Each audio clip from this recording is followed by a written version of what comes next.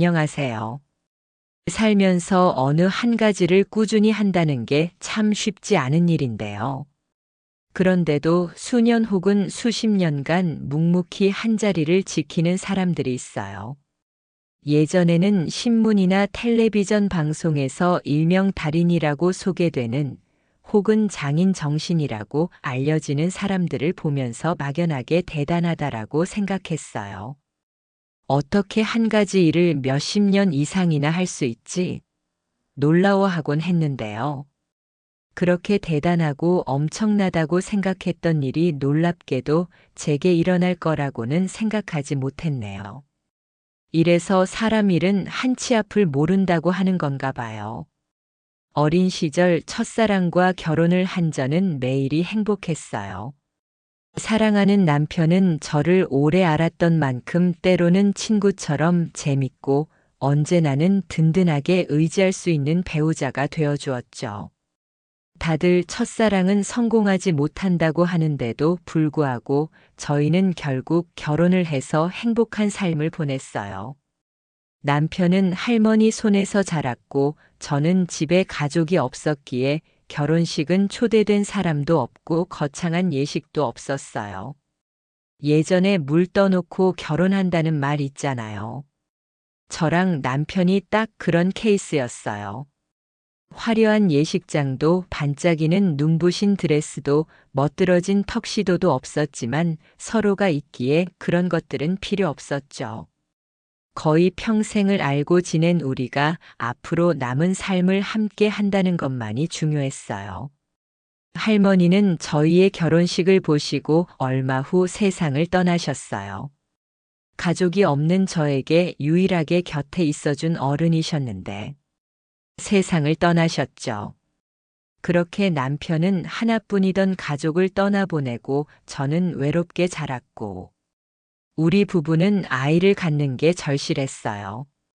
하지만 저희 두 사람은 결혼한 지 10년이 다 되어 가는데도 아이 소식이 없었어요. 우리가 서로를 너무 사랑하는 사람들이라서 새로운 가족이 찾아오기 힘든가 봐. 어쩔 수 없지 뭐. 앞으로 남은 평생 나랑 둘만 살아야 할 수도 있는데 괜찮지? 아이가 생기지 않아 걱정하던 저에게 남편은 그런 농담을 하곤 했어요. 그러면서 자기는 아이가 없어도 괜찮다고 우리 둘이 오래오래 행복하게 사는 게 꿈이라면서요. 하지만 제 생각은 달랐어요. 어릴 때부터 가족이 없이 외롭게 살아서 그런지 자식 욕심이 있었거든요. 사실 결혼 초반에만 해도 제가 금방 임신을 해서 아이를 셋이나 넷, 그 이상은 낳을 줄 알았어요. 어린 나이에 결혼을 하게 됐으니까요. 금세 시끌시끌 아이들이 뛰어다니는 한 가족을 꾸리게 될 거라고 생각했는데 현실은 그러지 못했죠. 한 해씩 나이를 먹어갈수록 마음은 초조해졌어요. 나이가 들어가면서는 더욱 임신하기 어려워지고 아이 낳기도 어렵다는데 이대로 정말 영영 아기를 가지지 못하는 건가 싶은 걱정이 들었죠. 그럴 때마다 옆에서 남편이 저를 다독여 주었어요. 괜찮다고 다 괜찮아질 거라고 서로가 있으니 아무 걱정하지 말라고 말이죠. 말에는 힘이 있다고 하잖아요. 그 중에서도 제 남편의 말에는 더 큰 힘이 있었어요. 정말 신기하게도 남편이 하는 말을 들으면 전부 현실이 될 것 같았거든요. 그래서 어떤 상황이 벌어져도 저는 남편이 있어서 힘을 낼 수 있었어요. 10년 가까이 제가 아이를 갖지 못하는 상황에서도 말이죠. 그렇게 긴 기다림 끝에 드디어 꿈에 그리던 임신을 하게 된 거예요. 여보, 여보. 화장실에 있던 저를 향해 무슨 일이냐고 급하게 뛰어온 남편에게 저는 임신 테스트기를 보여주었어요. 남편은 잠시 눈앞이 흐려진 것처럼 한참을 들여다보더라고요. 눈을 가늘게 떴다가 크게도 뜨더니 이내 테스트기를 손에 들고 한참을 들여다봤어요. 이거 두 줄이면 그거지. 남편도 말은 하지 않았지만 아이를 기다리고 있었다는 건 우리에게 아이가 생겼냐며 눈물을 보이며 기뻐하는 모습을 보고 알았죠. 그 모습을 보니 마음이 뭉클해지면서 약간은 미안함이 몰려오더라고요. 그 오랜 세월 동안 힘들어하는 저를 보면서 차마 같이 걱정하거나 힘들어하지도 못하고 옆에서 저를 응원하고 다독여주면서 자신의 슬픔은 꾹 참고 넘겼을 테니까요. 이렇게 한껏 들떠서 기뻐하는 모습을 보니 미안한 마음도 들고 그동안 옆에서 묵묵히 기다려줘서 고맙기도 했어요. 며칠 후 저희는 함께 병원을 방문했고 역시나 검사 결과 임신이 확실했어요. 정말 애지중지했어요. 더워도 찬물 한 번 시원하게 마신 적이 없었죠. 없는 형편이지만 어디서 위인 전집과 몬테소리 동화 시리즈를 구해서 밤마다 아이에게 읽어주기도 했어요. 남편은 제가 일을 줄이면서 대신 생활비를 더 벌기 위해서 투잡을 뛰면서도 집에 돌아오면 잠이 들기 전 꼭 아이에게 동화를 읽어주곤 했어요. 늦은 밤 남편이 배에다 속삭이는 목소리를 듣고 있으면 인기척에 잠깐 깼었다가 잠도 금세 다시 들곤 했죠. 아이를 갖지 못해 전전긍긍하던 지난 세월, 남편의 말들로 힘을 얻고 안정을 찾은 것처럼 10개월의 임신 기간도 덕분에 잘 헤쳐나갈 수 있었어요. 그렇게 길다면 길고 짧다면 짧은 10개월이 지나갔어요. 우리 아이 만날 생각에 10개월을 어떻게 기다리나 싶어서 내일은 안 와라 흐르지 않는 것 같았는데 또 어느새 출산 예정일이 다가오면서 시간 참 빠르게 지났다 싶기도 하더라고요. 예정일이 점점 다가오면서 남편과 저는 걱정과 설렘을 동시에 느끼면서 마음의 준비를 하고 있었어요. 대략적인 날짜만 정해진 상태다 보니 언제 아이가 태어날지 몰라서 늘 노심초사하게 되더라고요. 출산을 하는 순간까지 아이가 어떻게 될지 모른다는 이야기에 겁을 먹어서 더 불안하기도 했어요. 출산을 앞두고 혹은 아이를 낳으면서 잘못된 산모들의 이야기도 들었거든요. 그래서 아이를 품에 안기 전까지는 마음이 진정되지 않았어요. 부디 제발 소중하게 품어왔던 우리 아이를 저희 부부가 건강하게 안아볼 수 있기를 매일 열심히 빌었어요. 그리고 드디어 어느 날 저녁 갑자기 몸에서 뭔가가 팍 터지는 느낌이 들었어요. 양수가 터진 거였죠. 남편은 일하러 나가서 아직 오지 않은 때라 집에 메모를 남기고 옆집에도 사정을 이야기하고는 택시를 타고 병원으로 달려갔어요.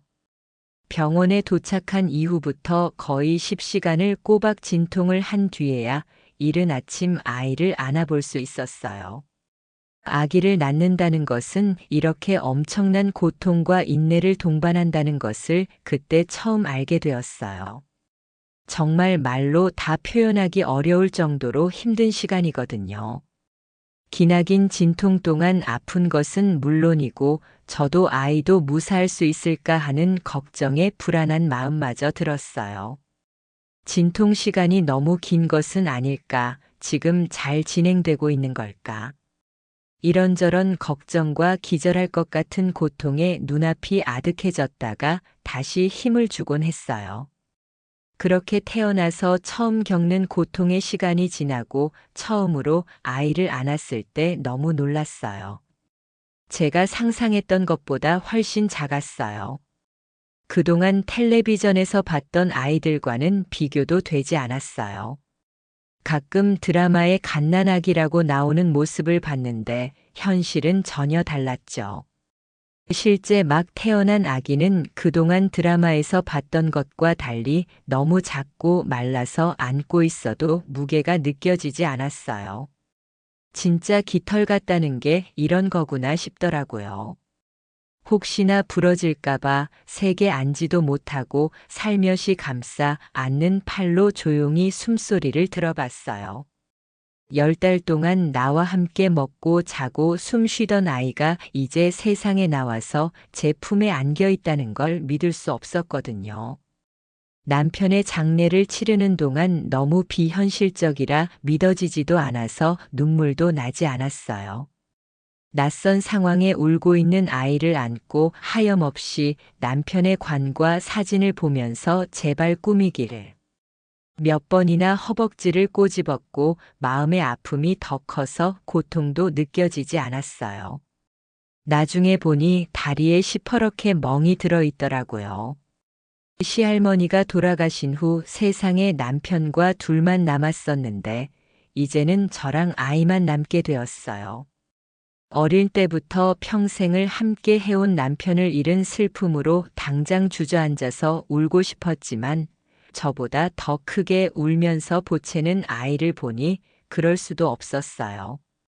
남편은 떠났지만 저에게는 아직 돌봐야 할 가족이 남아 있었으니까요. 그 후로는 제 삶은 참 순탄하지 않았어요. 병원을 다니며 빚이 많이 생겨서 몇 달간 밀린 월세를 감당하지 못해 살던 집에서도 쫓겨났고 기차역 근처 고시원 같은 좁은 방 하나를 빌렸어요. 공용 화장실에 부엌도 없고 곰팡이 냄새에 바닥에는 냉기가 돌았지만 다른 선택권은 없었어요. 하지만 다행히 역 바로 앞 식당에서 일자리를 구할 수 있었어요. 사장님의 배려로 식당 안쪽 쪽방에 아이를 두고 일할 수 있었죠. 얼른 돈을 모아서 우리 아이 보일러가 되는 따뜻한 방에서 재우고 싶은 꿈만 꾸면서 말이죠. 그래도 꼬박 1년을 열심히 하니까 병원비도 거의 갚을 늦은 밤 바로 병원으로 온 남편도 저와 같이 뜬 눈으로 밤을 새웠어요. 긴 시간을 잠도 못 자고 같이 곁을 지켜준 남편 역시 아이를 처음 보고 깜짝 놀라더라고요. 아기가 이렇게 작은 거였어? 너무너무 작다. 너무 작고 가벼워. 그런데 벌써 예쁘다. 아들인데도 당신 닮아서 코가 어떡하니? 벌써 미남인데. 여보, 고생 많았어. 고마워. 잘 버텨줘서 정말 고마워. 남편은 아이와 저를 번갈아 보며 눈물을 흘렸고 간호사 선생님들은 그 모습을 보고는 부인보다 더 많이 우는 것 같다면서 웃음을 지었어요. 덕분에 눈물바다가 될 뻔했던 병실은 잠깐 웃음이 번졌고 사랑하는 남편이 그토록 기다리던 아이를 안고 있는 모습은 정말 눈에 넣어도 아프지 않을 것 같았어요. 오랫동안 이 순간을 그렇게 기다렸는데 마침내 눈앞에서 현실로 펼쳐졌죠. 내가 가장 사랑하던 유일한 가족이 이제는 둘로 늘어난 거예요. 세상을 다 줘도 아깝지 않을 정도로 사랑하는 남자가 또 생긴 거죠. 세상에서 가장 사랑하는 두 남자와 앞으로 몇십 년 남은 살 동안 매일 더 행복해야겠다고 결심했어요. 하지만 오랜 세월 기다린 아이를 보내준 것만으로도 감사해야 했던 걸까요? 가족들과 남은 평생을 행복하게 살겠다는 제 욕심에 하늘이 벌을 준 건지도 몰라요. 그날은 사랑하는 아들의 첫 생일이었어요. 돌이라고도 하죠. 어차피 부를 가족들도 없어서 장소를 대여하거나 한정식집을 예약하지 않았어요. 대신 사진관에서 큰 마음 먹고 찍어서 액자를 하나 만들었어요. 그리고 요즘 유독 기운이 없어 보이는 남편을 위해 예전부터 좋아하던 잡채랑 불고기를 만들었어요. 그래도 하나뿐인 아들 첫 생일이니 기분은 내야겠지 싶어서 동네 빵집에서 작은 케이크도 하나 샀어요. 여유 있는 형편이 아니다 보니 떡을 맞추기에는 무리가 있어서 집 근처 떡집에서 백설기를 사서 이웃집 몇 군데에 돌렸죠. 지난번에 사둔 즉석 카메라로 부족하지만 많은 상차림이지만 눈에 넣어도 아프지 않은 예쁜 아들을 잔뜩 찍었어요. 형편상 금반지도 하나 없어서 가진 돈 긁어 모아 겨우 은팔찌 하나를 채웠어요. 제대로 된 돌상도 아니고 돌잡이를 구경하는 사람들도 저랑 남편 몇몇 이웃분들 뿐이지만 괜찮았어요. 누군가 보기에는 너무 작고 소소해서 보잘것없을지 몰라도 제가 가장 사랑하는 두 사람이 함께 있었으니까요. 그리고 잔치를 마무리하면서 넉넉히 만든 음식은 나눠주고 서로 일손을 보태며 뒷정리를 하고 있는데 갑자기 화장실에서 우당탕하는 소리가 나더라고요. 너무 놀라서 다급하게 화장실로 뛰어갔는데 문을 열려고 하니 무언가에 걸렸어요. 문틈 사이로 보니 화장실 안쪽 바닥에 남편이 쓰러져 있더라고요. 문 앞에 쓰러져 있어서 걸리면서 열리지 않았던 건데. 그런 남편은 제가 소리쳐서 부르고 좁은 틈으로 팔을 뻗어서 흔들었지만 일어나지 않았어요. 저는 문틈 사이로 계속해서 손을 뻗어 남편을 깨우려고 했었고 그 사이 이상한 기운을 감지했는지 아이는 울고 이웃분들이 달래주고 정말 아비규환 그 자체였어요. 제가 남편을 깨워야 한다는 생각에만 집착하면서 애쓰는 사이 다행히 이성적인 이웃분이 대신 119에 신고를 해주더라고요. 얼마 후 구급차가 들어오고 그 사이 살짝 의식을 찾은 남편은 들것에 눕자마자 다시 정신을 잃은 채로 응급실까지 실려갔어요. 아이는 이웃에게 맡기고 검사 결과를 기다리면서 제발 아무 일도 일어나지 않기를 얼마나 기도했는지 몰라요. 우선 간단한 검사만 진행했는데 의사 선생님이 오시더니 추가 검진 이야기를 하더라고요. 그래서 또 검사를 받고 다시 기다림의 연속이었어요. 그 사이 일어난 남편은 그냥 피로해서 그런 것뿐이라고 아무 걱정하지 말라고 웃어 보였죠. 이후 검사 결과가 나왔다는 소식에 의사 선생님과 이야기를 나눴어요. 진료실 안으로 들어갔는데 잔뜩 굳은 표정의 선생님 얼굴을 보니 작은 문제는 아니구나 싶었죠. 그래도 별일 아니기를. 그냥 선생님의 원래 표정이 무뚝뚝한 것이기를 바랐어요. 다발성 골수종으로 의심됩니다. 현재 상태가 꽤 심각해요. 그동안 이 몸으로 어떻게 견디셨어요? 마디마디가 아프고 통증이 장난 아니었을 텐데. 자주 어지럽고 구역질이 났을 수도 있고. 제가 봤던 환자들 중 아주 심각한 편에 속합니다. 보통 젊은 분들은 이렇게까지 심각한 상태에서 오지 않는데. 우선 항암 치료부터 시작하겠지만 결과가 어떻게 될지는 장담할 수 없습니다. 환자분 나이대에는 거의 50% 예후를 기대할 수 있는데 지금 증세가 많이 진행된 상황이라서 그 확률보다 낮다고 말씀드릴 수밖에 없네요. 그래도 치료 과정에서 긍정적인 면을 볼 수도 있으니 일단 항암부터 들어가 보겠습니다. 너무나 충격적인 이야기였어요. 항암이란 그런 건 드라마에서나 나오는 건 줄 알았죠. 저희 남편이 그런 치료를 받게 될 거라고는 상상도 해보지 못했어요. 요즘 많이 피곤하고 힘들어하긴 했지만 그래도 아이 낳고 일도 늘어서 그런 거겠거니. 시간이 지나면 괜찮아질 거라고 그렇게 생각했거든요. 그런데 그동안 이 몸으로 일상생활을 하기 어려울 정도로 심각한 상태였다니. 내가 남편에게 너무 무심했나 싶기도 하고 늦은 나이 임신하고 출산하는 일을 줄인 사이 혼자 고군분투하느라 생긴 것 같기도 해서 마음이 무거웠어요. 이 모든 게 마치 다 제 탓인 것 같고 잘못인 것 같아서 고개를 들 수가 없더라고요. 며칠 후 입원을 해서 집중 치료를 시작하기로 했고 그 상황에서도 남편은 여유를 잃지 않았어요. 이야, 항암 치료라. 무슨 드라마 주인공 같다, 그치? 왜 텔레비전에서 보면 얼굴 하얗게 해지고 막 창백하고 간혹 머리카락이 변하던데 나도 그러려나? 보니까 다들 흰색 도톰한 모자 같은 것도 많이 쓰던데. 우리도 하나 사야 하는 거 아니야? 당신도 참. 누가 보면 나 죽으러 가는 줄 알겠네. 얼른 나으려고 치료받으러 가는 건데 표정이 왜 그래? 괜찮아. 내가 지독한 감기에 걸려도 하루 이틀이면 다 낫는 건강 체질이잖아.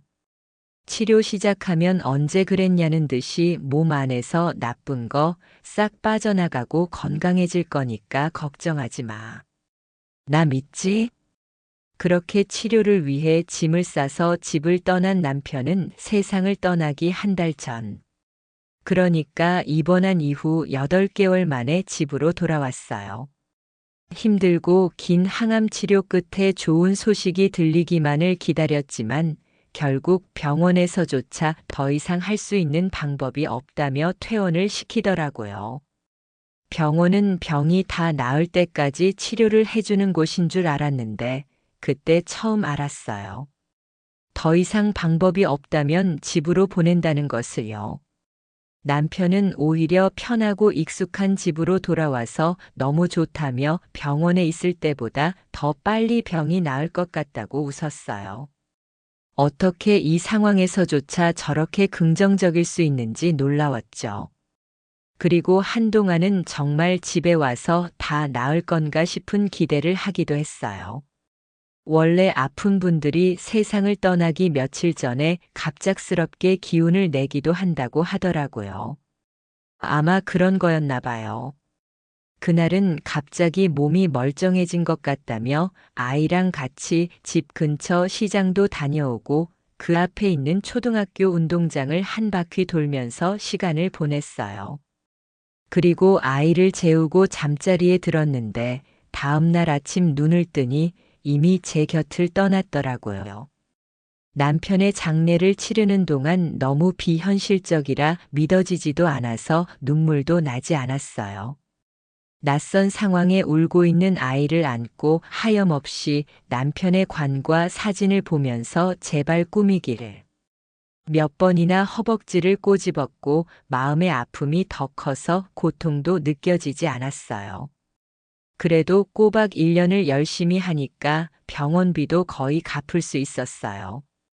이제 남은 빚 얼른 다 갚고 돈을 모으면 멀쩡한 방 하나는 월세로 들어갈 수 있겠다 꿈에 부풀었죠. 아이는 어느새 3살이 되어서 식당 앞에서 놀곤 했어요. 창문으로 아이가 잘 보이는 위치였고 직원들이나 손님들도 우리 애를 다 알아서 크게 걱정하지 않았죠. 그런데 어느 날 점심시간을 정신없이 마무리하고 내다봤는데 아이가 보이지 않더라고요. 혹시 방에 있나 싶어서 가보니 거기에도 없었어요. 사장님이랑 직원들, 손님들에게도 물어봤는데 다들 못 봤다고 하더라고요. 급하게 식당 주변을 돌아다니면서 아이 이름을 부르며 찾아다녔는데 보이지 않았어요. 식당이 역 바로 근처라 기차 다니는 게 궁금해서 안으로 들어갔나 싶어서 가봤는데 거기서도 찾을 수 없었어요. 3살짜리 아이가 가봤자 멀리 가지 못했을 텐데 어떻게 이렇게까지 안 보일 수 있지 싶었죠. 동네를 다 뒤졌는데도 보이지 않아서 결국 경찰에 신고를 했어요. 실종 아동 신고를 하고 혹시나 식당에 왔을까 싶어서 갔다가 집을 찾아갔을지 모른다는 생각에 또 가봤지만 여전히 그 어디에도 저희 아이는 보이지 않았어요. 심장이 쿵 하고 내려앉는 것 같았어요. 목이 터져라 이름을 부르면서 주변을 찾고 또 찾아도 아이는 흔적조차 찾을 수 없었어요. 시간은 속절없이 흘러갔고 경찰에서도 별다른 소식이나 단서를 찾지 못했어요. 그 후로 미친 여자처럼 동네를 돌아다니면서 계속 아이 이름을 부르고 비슷한 또래 애가 지나가기만 해도 멈춰 세워서 얼굴을 확인하곤 했어요. 그렇게 거의 반년이 지났어요. 여전히 경찰은 아무 소식도 찾지 못했고 저 역시 아이의 흔적을 찾을 수 없었어요. 그날 아이를 봤다는 사람조차 나오지 않았죠. 역 바로 앞 식당에서 아이를 잃어버렸다 보니 저는 그 주변을 떠날 수가 없었어요. 시간이 날 때마다 식당 주변과 기차역 안까지 몇 번씩 아이를 찾아 뒤지고 또 뒤졌어요. 어느새 제 속은 까맣게 타들어가다 못해 뭉개지고 있었어요. 원래 일하던 곳 말고 근처 기사식당에서 밤부터 새벽까지 추가로 근무를 했어요. 그렇게 거의 먹지도 자지도 않으면서 이를 악물고 악착같이 일해서 돈을 모았어요. 그리고 모은 돈으로 제가 일하다가 아이를 잃어버린 그 식당을 샀어요. 원래는 역 앞에 있는 저렴한 곳을 들어가려고 했는데 마침 제가 일했던 식당에서도 가게를 정리하려던 타이밍과 잘 맞았어요. 그리고 제 사정을 아는 사장님께서 형편이 어려운 것도 다 아시니까 저렴한 금액으로 가게를 넘겨주셨죠. 아이 꼭 찾기를 바라요. 그리고 저는 아이를 잃어버렸던 역 앞 식당에서 분식집을 시작했어요. 혼자서 운영할 수 있는 메뉴가 분식집밖에 떠오르지 않더라고요. 그리고 분식집을 운영하면서 번 돈으로 다시 전단을 만들어서 돌리기 시작했어요. 광고를 넣을 수 있다는 곳에도 아이를 찾는다는 내용을 실었죠. 그런데 매달 전단을 만들어 붙이고 제보를 받을 때마다 전국 곳곳으로 달려가다 보니 분식집에서 얻는 수익만으로는 메꿀 수가 없었어요. 그렇게 1년 정도 계속 전단과 광고에 돈을 쓰다가 아무 결과도 얻지 못하고 자금도 부족해져서 포기할 수밖에 없는 상황이었죠. 하지만 아이를 찾는 것을 완전히 그만둘 수가 없었어요. 그때 갑자기 묘수가 하나 떠오르더라고요. 그건 바로 제가 만든 김밥에 아이 이름을 붙이는 거였어요. 민호 김밥. 보통 원조 김밥이라고 해서 팔던 다른 집 김밥 메뉴인데 저는 잃어버린 아들 이름을 붙였죠. 혹시나 아들이 자신의 이름을 듣고 알아채거나 아이를 아는 사람이 알아봐 주지 않을까 싶은 마음이었어요. 그래서 가능한 많은 사람들이 그 김밥을 찾을 수 있도록 거의 원가만 받는 수준으로 저렴하게 판매했어요. 최대한 많은 사람들이 제 김밥을 구매하고 그 이름을 알아보기를 바라는 간절함이었어요. 하소연하듯 제 사연을 이야기하기도 했어요. 감기에 걸려서 목이 쉬고 편도염으로 말을 하기 힘들어도 구구절절 아이의 이름부터 인상키 어디서 잃어버렸는지 등을 쉼없이 이야기했어요. 김밥을 팔기 시작한 이후에도 어려운 일들은 많았어요. 재료값만 받는 수준으로 팔다 보니 마진이 거의 없어서 그 김밥은 아무리 많이 팔려도 매출에 도움이 되지 않았거든요. 하지만 절대로 그 김밥은 없앨 수 없기에 저는 가게를 유지하기 위해서 밤에는 설거지 일을 하기도 했어요. 아이를 잃어버린 역 앞에서 분식집을 정리할 수도 없기 때문에 가게와 김밥 이 두 가지는 반드시 지켜야만 하는 거였죠. 그렇게 설거지 아르바이트에 가게를 옆집에 맡겨두고 파출부도 뛰었어요. 밤에 하는 일을 찾으려고 단란주점 같은 곳에서 과일 안주 자르는 일도 하고 새벽에는 우유를 배달하는 일도 했어요.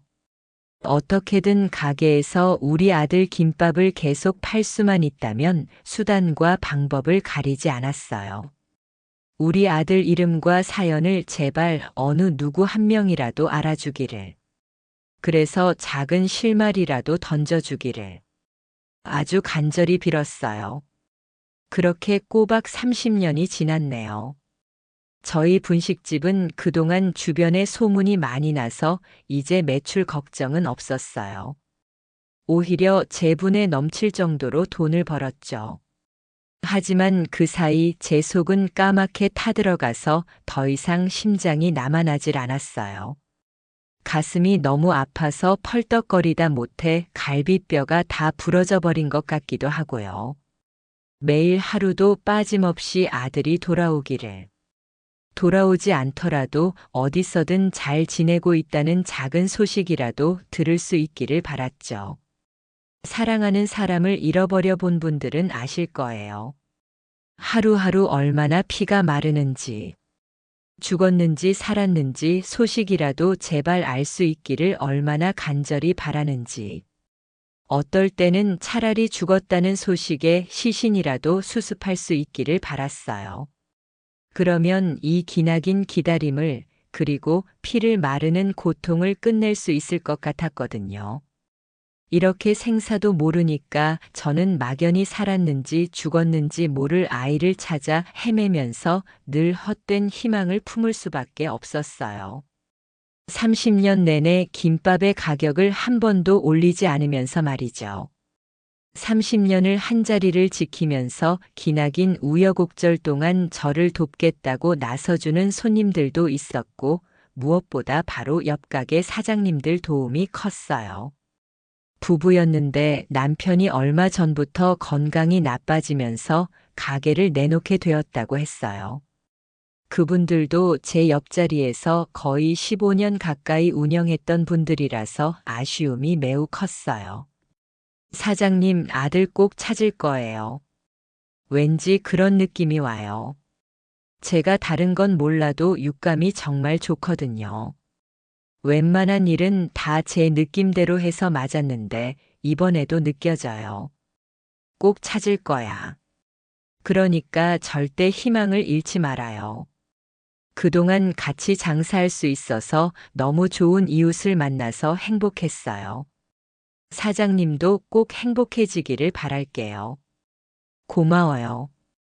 몸조리 잘하고 두 분도 건강하게 오래오래 행복하기를 바랄게요. 그리고 몇 달 후 가게는 공사에 들어가더라고요. 이번에는 어떤 이웃이 들어올까 궁금했는데 굉장히 젊은 남자가 카페를 연다고 했어요. 그러면서 어느 날 직접 만들었다면서 빵을 구워서 가지고 왔더라고요. 바로 옆에서 공사하느라 너무 시끄럽죠? 이제 일주일 정도만 더 하면 되니까 조금만 더 양해 부탁드려요. 죄송합니다. 어머, 무슨. 새로 가게 들어오려면 어차피 공사는 필수인데요. 난 괜찮으니까 신경 쓰지 말아요. 빈 가게 보면서 맨날 쓸쓸했는데 그래도 새로 이웃이 온다고 하니 오히려 좋은걸요. 앉아요, 앉아. 내가 먹을 것 좀 챙겨줄게. 다른 건 몰라도 우리 집 김밥이랑 떡볶이는 내가 진짜 자신 있거든. 여기서만 30년을 이것만 팔았으니 맛은 보장이야. 안 그러셔도 돼요. 괜찮아요. 내가 안 괜찮아. 우리 집에 먹을 거 가지고 오는 사람을 빈손으로 보낼 수는 없지. 그럼 간단히 요기할 정도만 부탁드릴게요. 마음 고운 청년의 친절함에 저도 모르게 기분이 좋아져서 싱글벙글 김밥과 떡볶이를 준비했어요. 청년은 가게를 찬찬히 훑어보면서 맛있는 냄새가 난다며 들뜬 목소리로 말하더라고요. 그런데 단무지랑 젓가락을 준비해서 뒤를 돌아보니 청년이 메뉴판을 보면서 갑자기 눈물을 뚝뚝 흘리고 있었어요. 어머, 왜 그래, 총각? 아, 죄송해요. 아, 창피. 부끄럽네. 그게 아니라. 저기 1,000원 김밥 이름이 참 좋아서요. 아, 저거? 그거지. 저게 우리 아들 이름이거든요. 네. 너무 좋겠어요. 아드님은 이렇게 맛있고 정성스러운 김밥에 이름도 붙여주는 훌륭한 어머님이 계셔서. 그러면 좋을 텐데. 우리 아들도 저 김밥 이름을 보면서 너무 좋다고 자랑스럽다고 말해주면 좋을 텐데 말이야. 왜요? 아드님이 싫어해요? 저는 제 이름이 있는 김밥이 있으면 좋을 것 같은데요. 사실 제 원래 이름도 민호인지도 모르거든요. 어머, 진짜? 근데 모르는 건 뭐야?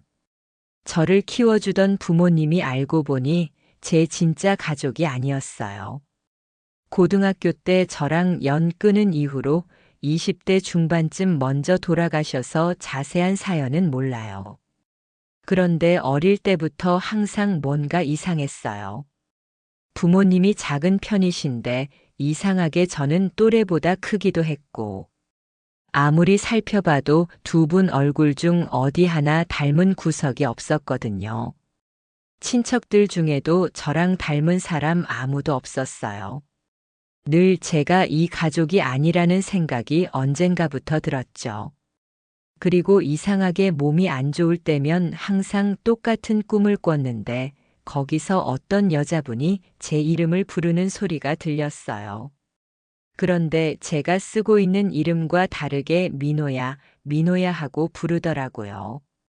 제가 이런 꿈을 꿨다고 혹시 제 이름이 원래는 민호냐고 물어보거나 누구인지 아냐고 물어보면 부모님은 엄청 당황하면서 말을 돌리곤 했어요. 꿈 이야기를 뭐 그렇게 진지하게 생각하냐고 그냥 개꿈이라고 잊어버리라고 했죠. 제가 처음 뵙는 분 붙잡고 별 이야기를 다 하네요. 아유, 괜찮아. 그런 일이 있었다니. 그동안 얼마나 답답했겠어. 그런데 부모님이랑 어쩌다 연을 끊게 된 거야? 그 청년은 저에게 자신의 사연을 차근차근 들려주었어요. 중학생 때 동생이 태어나고 나서부터 부모님이 자신을 더욱 차갑게 대했다는 것. 어느 날 밤 부모님 대화를 엿듣게 되어서 자신이 길에서 주워온 아이라는 걸 알게 되었다는 것. 그리고 어느 날 학교에서 돌아왔을 때 집이 텅 비어 있었고 그대로 버려졌다는 것. 그 모든 이야기를 들으면서 제 가슴이 쿵쾅거렸어요. 그래서 어릴 때 꿈에서 나온 민호란 이름 때문에 자기 이름인가 봐서 이걸 발견했어요. 청년은 은색으로 된 팔찌 하나를 들어 보였어요. 그리고 거기에는 양민호라는 이름이 적혀 있더라고요. 제가 어쩌다가 부모님이랑 살게 되었는지는 모르겠어요. 가난하기 때문에 입양이 되었나 싶었는데 출생신고서만 있고 다른 기관이나 관련 서류는 없더라고요. 뭐라도 찾을 수 있을까 싶어서 짐을 다 뒤졌는데 문서 몇 개랑 이 팔찌만 나왔어요. 여기에 어릴 때 늘 꿈에서 들었던 민호라는 이름뿐이에요. 그 팔찌. 급한 팔찌. 내가 한 번만 자세히 봐도 될까? 저는 팔찌를 받아서 들여다봤어요. 양민호. 흐릿하게 새겨진 글자가 새겨져 있었어요. 그리고 뒷면을 보니 작은 네잎 클로버와 토끼 그림이 그려져 있었죠. 맞아요. 바로 제가 만들었던 팔찌였어요. 아이가 생기면 꿈을 꾼다고 하잖아. 태몽이라고.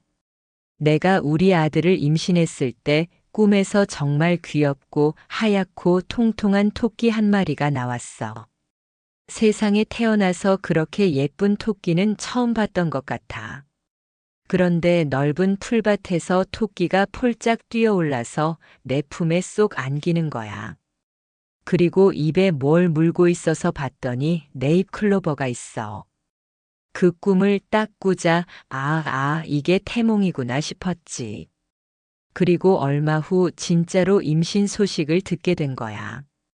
그래서 우리 아들 태어났을 때 이름 뒤에다 네잎 클로버랑 토끼를 그려 넣었어. 우리 아들을 내 품으로 이끌어준 특별한 의미였으니까. 가진 돈이 많지 않아서 남들은 돌잔치에 금을 해준다는데 나는 은팔찌를 맞췄어. 그나마도 이렇게 글자 넣고 하니까 비용이 더 들어가서 큰 마음 먹고 만들었지.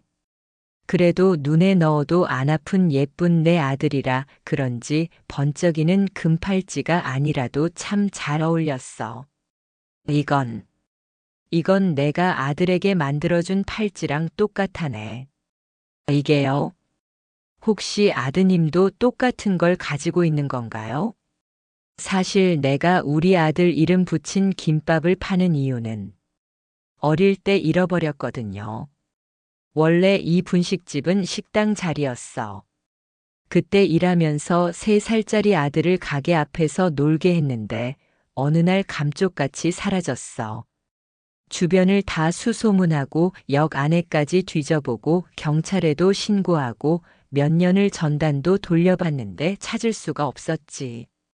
전단을 돌리고 신문이나 전광판에 광고도 넣고 또 아이 봤다는 곳 있으면 어디든 뛰어가다 보니까 매일 마이너스였어. 나는 이 자리를 꼭 지켜야 하는데 어쩔 수 없이 다른 방법을 찾아야 했지.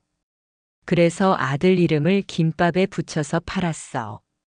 일부러 가격을 저렴하게 해서 더 많은 사람이 사 먹을 수 있도록 한 거야. 그래야 한 사람이라도 더 이 김밥을 사 먹고 이름을 듣고 누군가를 떠올리거나 그 사람이 찾아올 수도 있는 거고.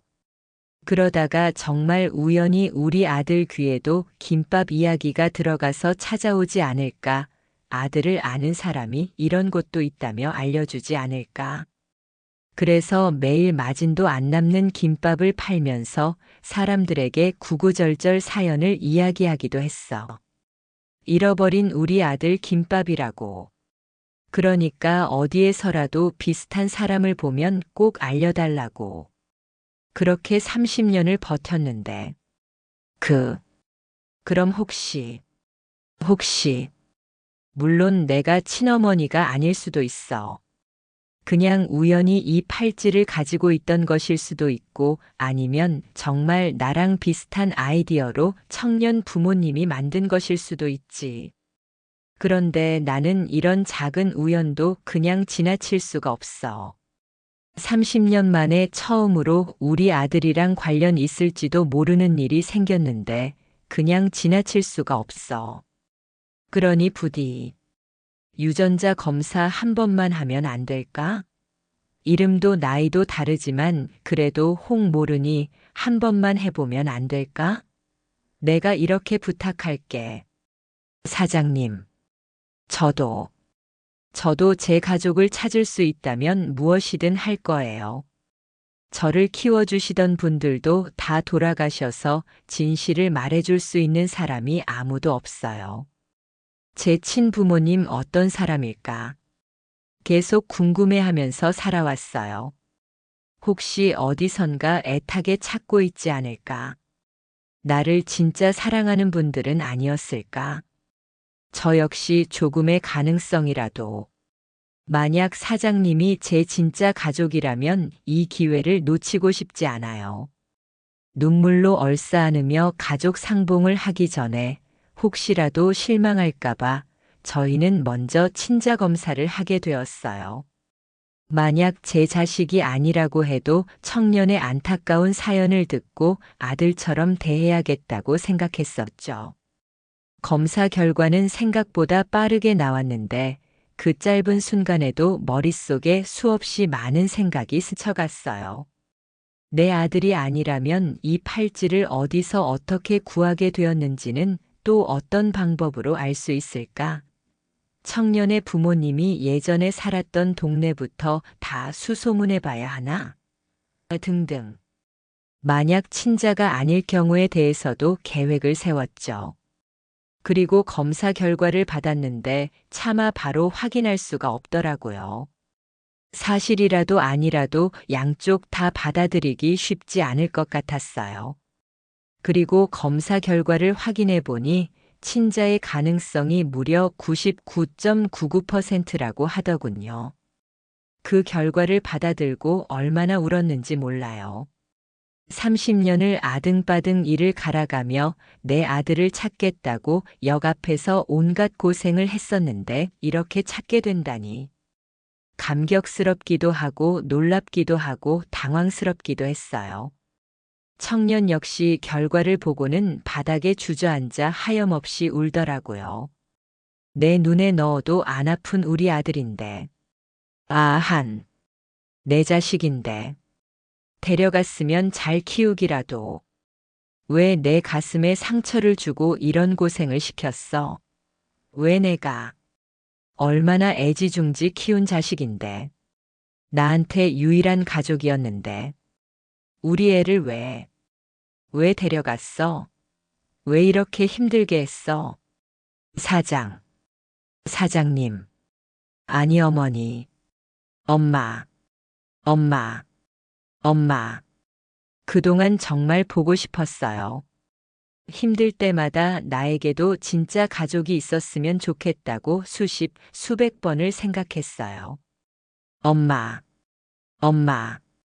저희는 분식집 바닥에 주저앉아서 대성통곡을 했어요. 들어오던 손님들이 저희 모습을 보고 깜짝 놀라서 나가기도 했죠. 하지만 그런 상황들은 아무 상관도 없었어요. 마침내 제가 그토록 찾던 제 아들을 만났으니까요. 그리고 제가 이 분식집을 이를 악물고 운영해온 한을 푸는 순간이기도 했죠. 아들과 저는 한참을 오열하다가 정신을 차리고 앉아서 다시 천천히 이야기를 나누었어요. 저는 아예 가게 문을 닫고 아들과 함께 맛있는 식당에 가서 밥을 먹으면서 그동안 살아왔던 이야기들을 오래오래 나누었죠. 그리고 이제 제 소원은 다 풀었으니까 그동안 운영하던 분식집을 정리했는데요. 아들이 오픈하려던 카페를 분식집 자리와 합쳐서 더욱 본격적으로 가게를 하기로 했어요. 좁게 작은 가게를 구했던 아들은 제 덕분에 더 넓은 가게로 운영할 수 있게 되었다면서 팔 수 있는 메뉴도 늘릴 수 있다고 기뻐하더라고요. 오랫동안 분식집만 운영했던 저는 아들을 도와 함께 카페를 하려고 요즘은 빵 만드는 법을 배우러 다니는 중인데요. 아침마다 아들이 만들어주는 커피 한 잔을 마시고 제빵 학원으로 가는 발걸음이 얼마나 가벼운지 몰라요. 다 늦은 나이에 새로운 분야를 배운다는 게 쉽지 않지만 그래도 항상 응원해주는 아들이 있어서 힘을 내고 있는데요. 오랫동안 떨어져 있다가 다시 만난 만큼 너무나 애틋한 내 아들.